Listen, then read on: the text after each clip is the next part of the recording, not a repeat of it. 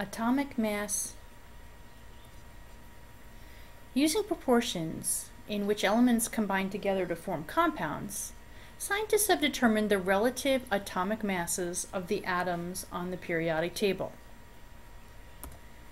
In order to come up with relative atomic masses, scientists needed to pick a standard by which all other elements would be compared. So scientists picked the element carbon to be the standard.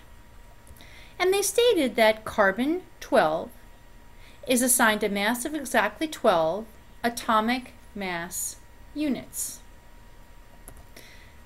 Now, atomic mass units are measured with an instrument called a mass spectrometer. And it's used to compare the masses of atoms by forming positive ions and shooting them through a magnetic field. So let's look at a schematic of what a mass spectrometer looks like.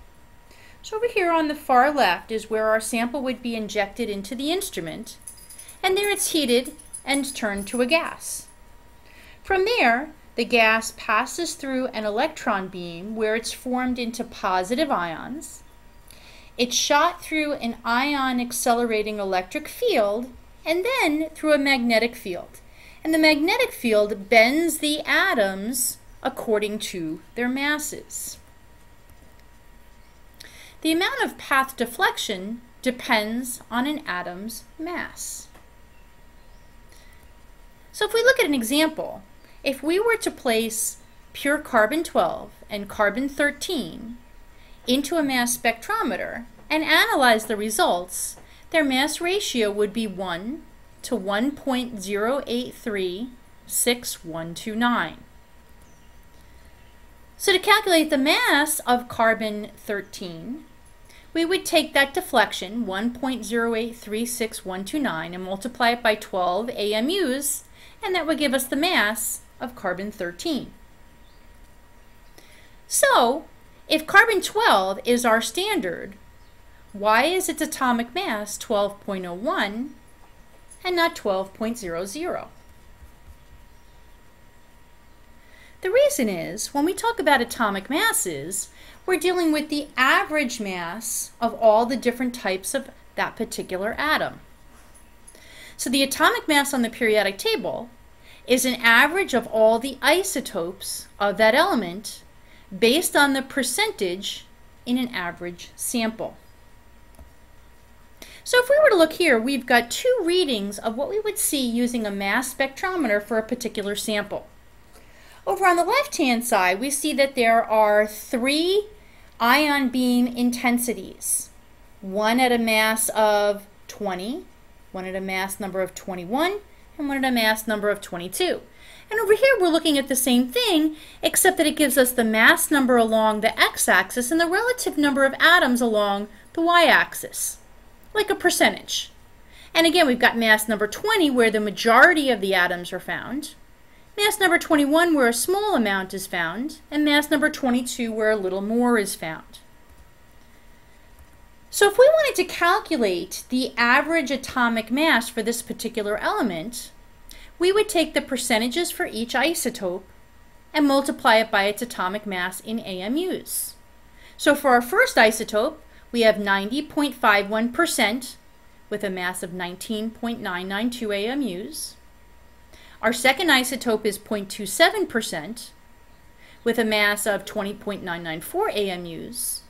And our third isotope is 9.22% with a mass of 21.990 AMUs. To do our calculation then, we would take the percent and multiply it by the mass of each of those isotopes. So we would take 90.51%, move the decimal 2 places, that would give us 0.9051, multiply it by the mass of that isotope, 19.992. We would take 0.27%, move the decimal 2 places, and that would give us 0.0027, multiply it by the atomic mass for this isotope, 20.994, and take 9.22%, move the decimal 2 places, so 0.0922, multiply it by 21.994.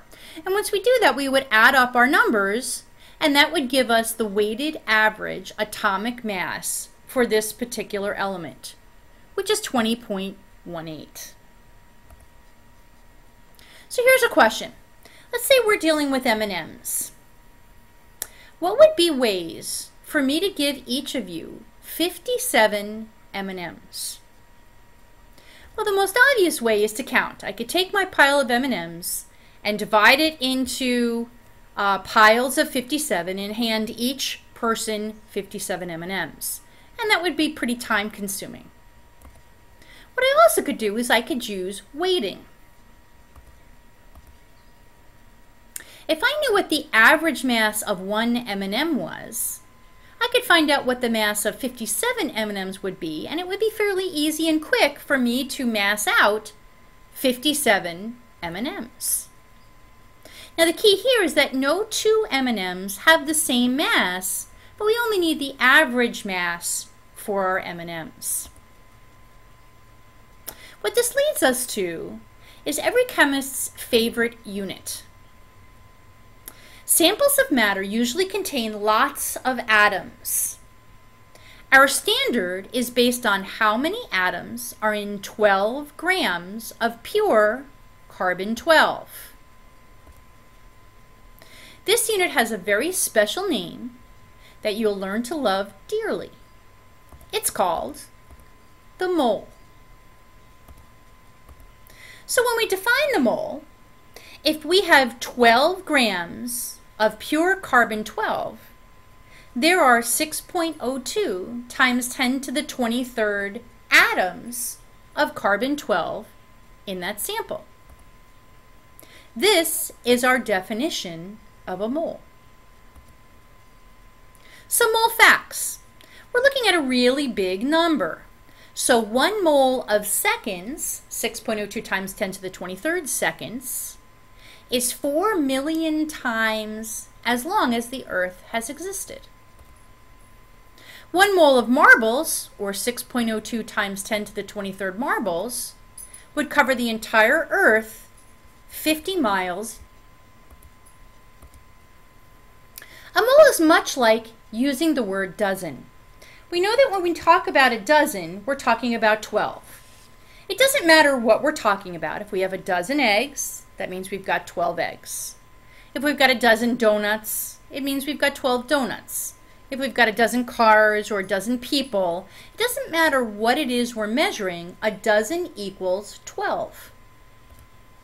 Well, when we talk about a mole, we know that a mole means 6.02 times 10 to the 23rd. So if we have 1 mole of gold, we would have 6.02 times 10 to the 23rd atoms of gold. If we had 1 mole of silver, we would have 6.02 times 10 to the 23rd atoms of silver.